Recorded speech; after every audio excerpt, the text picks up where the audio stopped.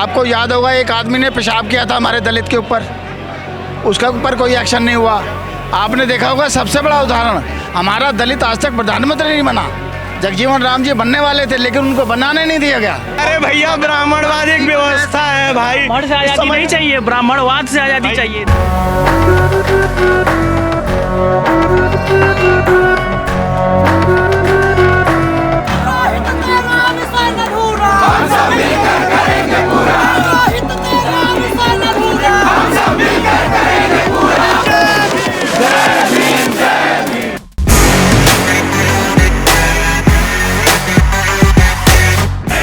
बताइए कि आप मंदिरों में क्यों नहीं जाने देते हैं? मंदिरों में क्यों नहीं जाने देते? किसे रोका है? मंदिर रामनाथ कोविंद को रोका है, रामनाथ कोविंद ने रोका है, अवधेश प्रताप को रोका है, अवधेश प्रताप को रोका है। उनका लिखा है, उन्होंने लिखा है। खड़े हो गए थे मंदिर के, उन्होंने कहा हम इसको जाने नहीं देंगे कोविंद को, अब उठा के दीजिए गूगल पे भी। शंकराचार्य ने खुद ये कहा है कि इनको सारी उम्र हमारे पैर पूजने, पैर धोने और हमारी सेवा करनी है। अगर ब्राह्मणवाद की बात हो रही तो ऐसा समय यहाँ था इस देश के अंदर जहाँ 100 से ज़्यादा टोटली उनका पूरा का पूरा आरक्षण था, उसके बाद आया हम लोग को आरक्षण मिला हुआ है। तो अगर उनके ऊपर आरोप लग रहा तो कहीं ना कहीं उनके द्वारा सताए हुए लोग हैं। आपको टीआरपी चाहिए, टीआरपी चाहिए कि कुछ बोल दें। जिस तरीके से यूजीसी एक्ट पर सुप्रीम कोर्ट ने रोक लगाई, उसके बाद से छात्र संगठनों का उबाल अब सड़कों पर देखने को मिल रहा है। तमाम यूनिवर्सिटी के विश्वविद्यालय के जो छात्र हैं वो इसके खिलाफ उतर गए हैं। यहाँ पे सबसे पहले आपका परिचय जानना चाहेंगे। आप यूजीसी का जो ये अभी कानून है, एक्ट है, इसका समर्थन कर रहे हैं या विरोध? मैं पुरजोर समर्थन करता हूँ। क्यों समर्थन? क्यों? इसलिए करता हूँ जो उत्पीड़न हमारे समाज पे होता है उसका रिकॉर्ड 10% भी पता नहीं चलता, 90% तो वो अंधेरे में होता है, एफआईआर इधर नहीं होती। आपको याद होगा एक आदमी ने पेशाब किया था हमारे दलित के ऊपर, उसका ऊपर कोई एक्शन नहीं हुआ। आपने देखा होगा सबसे बड़ा उदाहरण, हमारा दलित आज तक प्रधानमंत्री नहीं बना। जगजीवन राम जी बनने वाले थे लेकिन उनको बनाने नहीं दिया गया। ये उत्पीड़न क्या है? आपके ओबीसी समाज का बना है तो वो गलत है, वो नहीं होना चाहिए। नहीं, मैं प्रधानमंत्री की बात करूँ, राष्ट्रपति की नहीं। तो आपके मोदी जी क्या हैं? मोदी जी क्या है? आप बताइए, ओबीसी है क्या? वो तेली हैं, हैं तेली हैं, लेकिन वो तो ब्राह्मण के साथ करते हैं, सारे कार्य तो ब्राह्मण के करते हैं वो। हाँ, मुझे बताइए एक भी काम उसने तेलियों के बराबर किया हो? वो तो अपने आप को बहुत बोलते ही नहीं, पता नहीं है, नहीं है, भगवान जाने। उनकी तो डिग्रियाँ भी बहुत बढ़िया नहीं है, आपको पता है कि वो कितने पढ़े लिखे हैं। तो वो क्या है, इनको समाज को क्या सबसे बड़ी प्रॉब्लम है? हमारे लोग, इस देश की प्रथम महिला जो है राष्ट्रपति, वो आदिवासी समाज से हैं, दलित समाज से हैं, तो उससे मतलब सही नहीं लग रहा आपको कि हाँ चीज़ें जो है वो बेहतर हो रही हैं? देखिए वो सही है, लेकिन हमारे देश में राष्ट्रपति को पावर नहीं है। अच्छा। हाँ, आप वो कुछ कर नहीं सकता, कानून में दखल नहीं दे सकता, सिर्फ बनाना, बस साइन करने होते हैं उसके। आपने देखा होगा ये लोगों को परेशानी कहाँ है, जब हमारे लोग जज बनते हैं, हमारे लोग वकील बनते हैं, हमारे लोग पढ़ लिख के आगे जाते हैं, तो इनको हमारा साथ बैठना गलत नहीं होता। शंकराचार्य ने खुद ये कहा है कि इनको सारी उम्र हमारे पैर पूजने, पैर धोने और हमारी सेवा करनी है।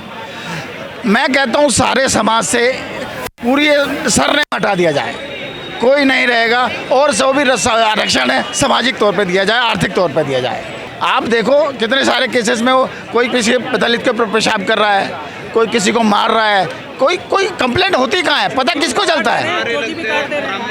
पता ये दिल्ली में है जो इतना नहीं हो रहा। आप गांव देहात में जाके देखो, वो लोग आगे हांडी, पीछे झाड़ू और बिना चप्पल के उससे सड़क पार नहीं कर सकता, उसके घर के सामने से निकल जाता। ये क्या है? ये अमृतकाल में है। अभी हमारा भारत जो देश है वो 75 साल पूरा दिल्ली में ही है, अमृतकाल दिल्ली में है। गांव देहातों में जाके देखो, आज भी वही हालत है। हमारे गांव में तो सब समान है, पता नहीं कौन से गांव की बात कर रहे हैं अंकल जी, हमारे गांव में सब समान है। हम से जगह हम तो सोनीपत से आते हैं जी। ये कह रहे हैं आज भी दलितों के साथ जो है, अरे नहीं, अरे दूर, कभी से नहीं हो रहा, कभी से नहीं हो रहा, हमारे गांव में तो नहीं हो रहा कभी से, सब समान है, सब अपना बोरे हैं, खा रहे हैं। यूजीसी एक्ट का विरोध कर रहे हैं, समर्थन कर रहे हैं? हम तो विरोध कर रहे हैं जी। क्यों कर रहे हैं? क्यों कर रहे हैं? क्योंकि फिर आगे फिर जनरल कास्ट वाले ये बोलेंगे हमें अलग क्लासरूम चाहिए, तो बताओ ये किस पे बर्डन पड़ेगा? सरकार पे पड़ेगा, अर्थव्यवस्था वैसे खराब हो जाएगी। फिर यूजीसी एक्ट लागू करिए, लोग कह रहे हैं यूजीसी एक्ट लागू करिए, लेकिन कल को भेदभाव के नाम पर अगर सवर्ण समाज कह रहा है कि हमारा क्लासरूम अलग किया जाए, जो आदमी झूठी कंप्लेंट करता है, शुड बी पनिश्ड। नहीं, ये कह रहे हैं, इनकी बात आप नहीं समझे। इन कह रहे हैं कानून को लागू कीजिए, कोई दिक्कत नहीं है। ठीक है। हमें जिस तरीके से भेदभाव के लिए ये कानून लाया जा रहा है, SC ST और OBC को एक तरफ, जनरल को एक तरफ, इनका कहना है कि एक काम करिए, जनरल को अलग क्लासरूम दे दीजिए, आप SC ST OBC का क्लासरूम अलग करिए, और पढ़ाने वाले भी इनके जनरल ही होंगे, जनरल स्टूडेंट को। फिर कैसा रहेगा? फिर तो ये अलग थलग हो गया, देश ही बढ़ जाएगा फिर तो। देश ही बढ़ जाएगा। तो ये कानून भी तो वही करता है। ये कानून नहीं कर रहा है। ये कह रहे हैं ऐसी तो बात है, ऐसे ही बढ़ जाएगा देश। हाँ, हॉस्टल्स, यूनिवर्सिटी सब अलग कर दीजिए। हॉस्टल अलग डिमांड करेगा, फिर जनरल कैटेगरी, हर चीज अलग अलग करता चला जाएगा, वही सब फट जाएगा।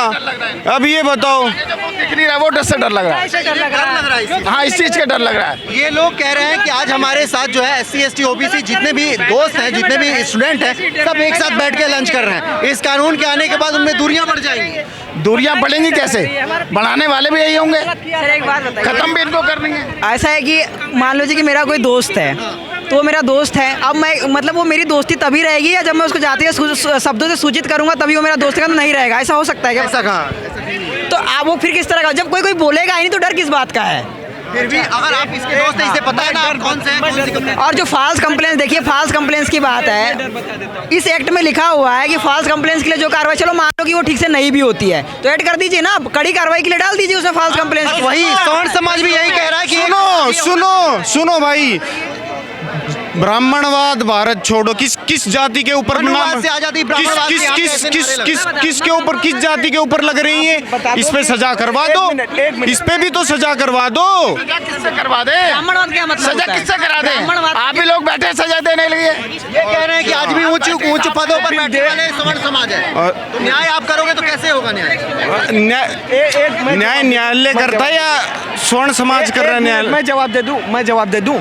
इस देश में SC ST एक्ट है, उस SC ST एक्ट में SC जज होता है, ठीक, गवर्नमेंट सपोर्ट होता है, ठीक, by money, by legal advice, सब कुछ गवर्नमेंट सपोर्ट होता है, ठीक। उसके बाद भी ये बता रहे हैं कि वहाँ बैठे कौन है? ब्राह्मण बैठे हैं। तो अब समझ लीजिए इनका क्या नरेटिव है, इनकी क्या मानसिकता है। दूसरी बात, ये जो जिस एक्ट की बात कर रहे हैं ना, कल का यही लॉ फैकल्टी के 3 सेंटर में ऐसा हो जाएगा कि SC ST OBC के लिए अलग 2 सेंटर और जनरल के लिए अलग 1 सेंटर हो जाएगा। कल के लिए यही बात हो जाएगा कि हॉस्टल्स है अगर इस DU में 5 तो उसमें जनरल के लिए एक अलग हो जाएगा, SC ST OBC के लिए अलग हो जाएगा। कल का भविष्य आप यही चाहते हैं कि सब अलग अलग हो जाएं? आप ये क्यों नहीं सोचते? ये कानून कह रहा है, ये कानून ही ला रहा है। ये कानून इसलिए है कि जो अगर गलती करे तो he should be punish.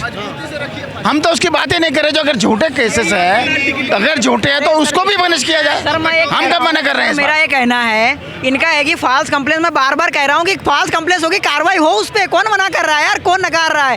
ST कहने से नहीं होता ना, इसमें क्लॉज ऐड है कहीं पे? क्लास का क्या लिखा है? मैं पढ़ ले रहा हूँ, चलो पढ़ ले रहा हूँ, आ जाओ। और मौखिक रूप से बोलने में और एक्चुअली है ना स्टैट्यूट में रिटर्न में होने में बहुत फर्क होता है। आज जो नेता मौखिक रूप से बोल रहे हैं, कल को वो नहीं मिलेंगे। पढ़ के बता दो। चले पढ़ के बता रहा हूँ। देखो इस एक्ट के अंदर ये चीज ऐड होनी चाहिए, फिर भी पढ़ दे रहा हूँ। क्या लिखा है?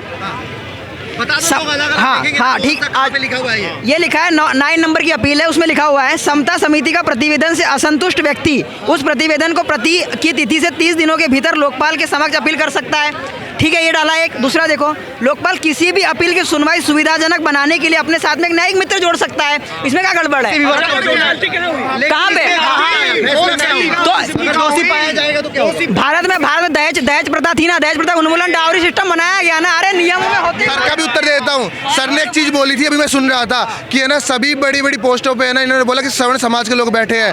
इस देश का सबसे उच्च पद है राष्ट्रपति का, अभी SC महिला है। अगर बात करें तो इन्हीं सभी समाज के लोगों ने वोट दिया है। मंदिर में आप ही नहीं अरे सर सुन, आप बनने के बाद भी उनको अंदर तो जाने नहीं दिया मंदिर के। आप कह रहे हैं कि उच्च पदों पे बैठे। ये कह रहे हैं कि अगर नहीं है तो मंदिर में रामनाथ कोविंद को क्यों नहीं एंट्री? हमने तो नहीं रोका। प्रधानमंत्री, अरे सर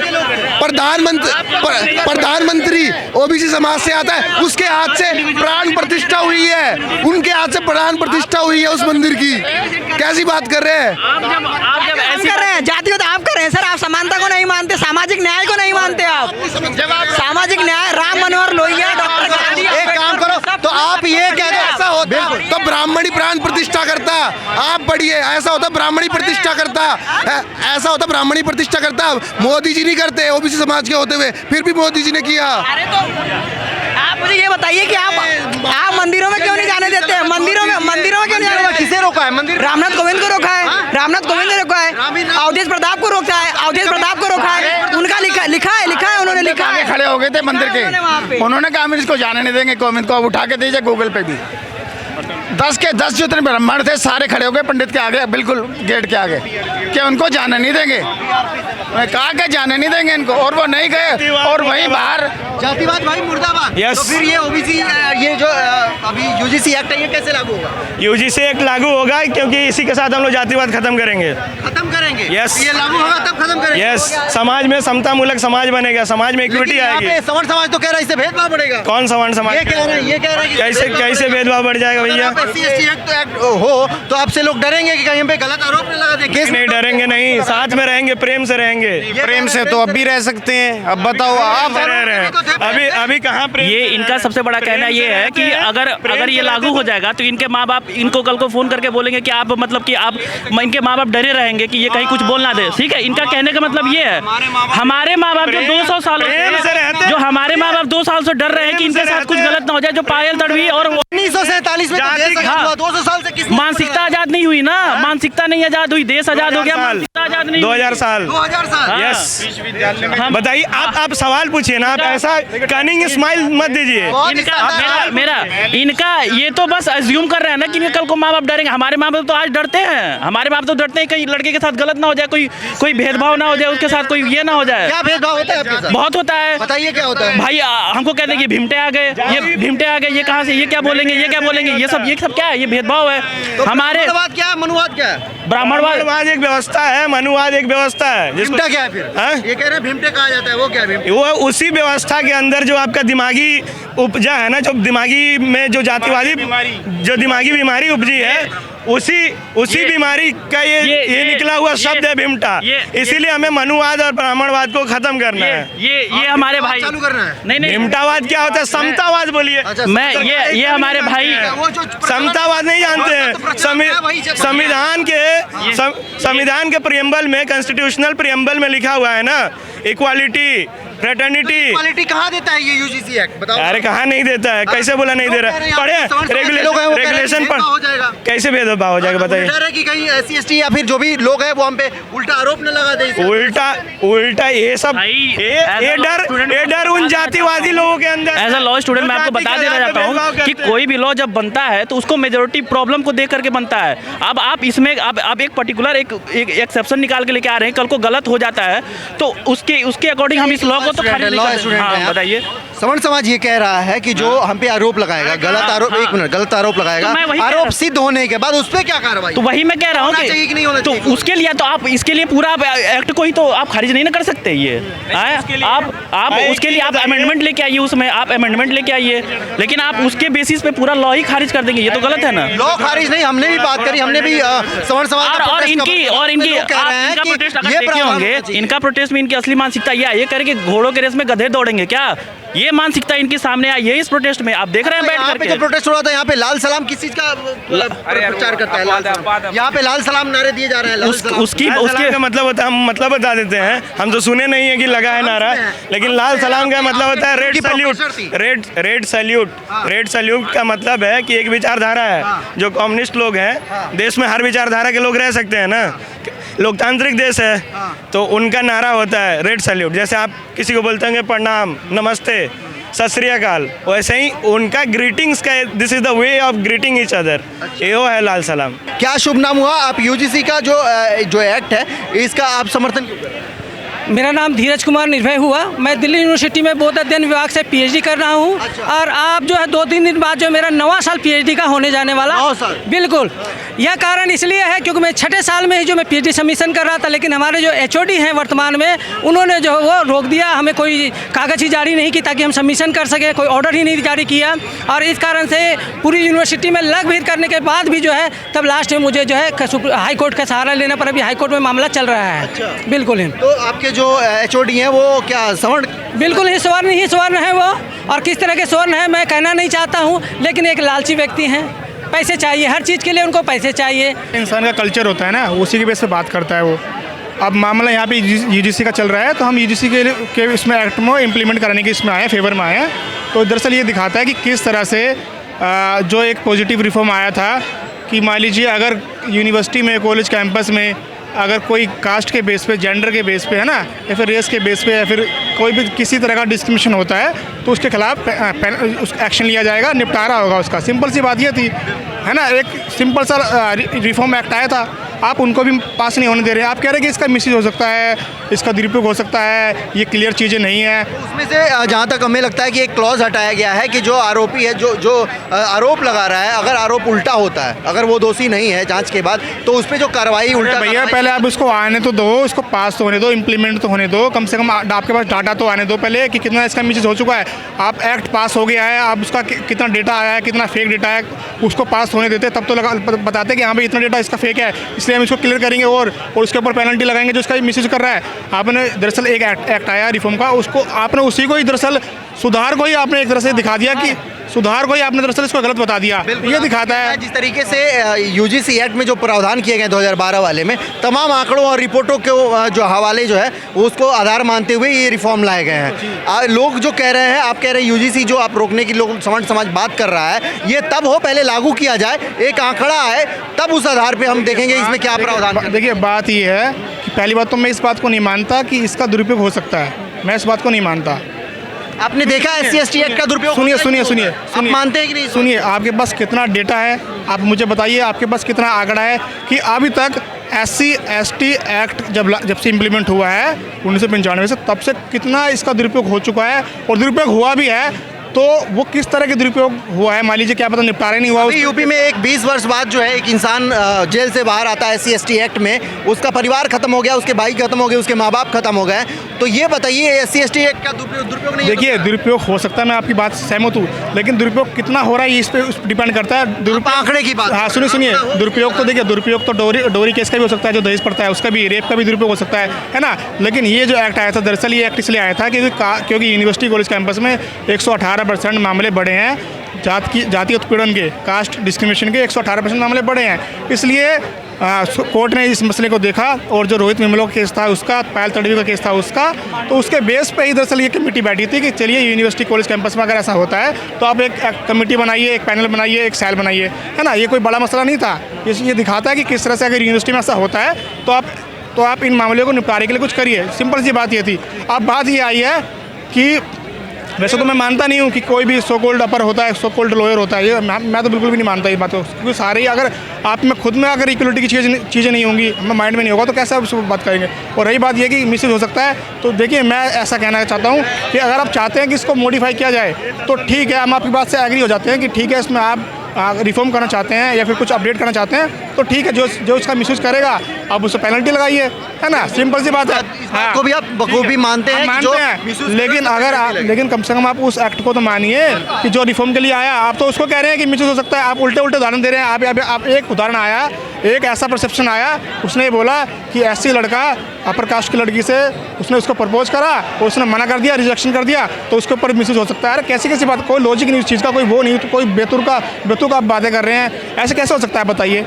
अगर मान लीजिए कोई पर्सनल अगर किसी को प्रपोज कर भी दे, मान लीजिए प्रपोज कर भी दे, उसने रिजेक्शन कर दिया, रिजेक्ट इसमें कोई थोड़ी लगाएगा, ऐसे एक्ट थोड़ी लगा देगा, इतना बड़ा मामला थोड़ी बना देगा। कैसी बात कर रहे हो आप। ये दिखाते हो कि आपके ही माइंड में दरअसल ये चीज़ें चलती है, हमारे माइंड में चलती नहीं है। ये देखा आपने किस तरीके से यहाँ पे जो छात्र हैं वो UGC प्रोटेस्ट के जो है ये समर्थन कर रहे हैं, और लोग कह रहे हैं कि सुप्रीम कोर्ट को अपना फैसला वापस लेना चाहिए, और तमाम प्रावधान जिस तरीके से समाज ये आरोप लगा रहा है कि इसमें जो गलत आरोप सिद्ध होता है, तो जो आरोपी है जिसने आरोप लगाया है उसके खिलाफ इसमें प्रावधान, सज़ा का प्रावधान होना चाहिए। ये लोग भी कह रहे हैं कि इसमें जो है अमेंडमेंट लाना चाहिए, और ये बिल्कुल जो समाज कह रहा है कि जो भी गलत आरोप लगा रहा है उस पर सज़ा का प्रावधान होना चाहिए। ये चीज़ ऐड करने की ये लोग बात कर रहे हैं, और ये UGC लागू करने के लिए सड़क से लेकर सदन तक उतरने की तैयारी में है। ये पूरी रिपोर्ट आप देख रहे थे दिल्ली यूनिवर्सिटी से। कैमरामैन राहुल के साथ मैं हिमांशु द्विवेदी, न्यूज़ आई।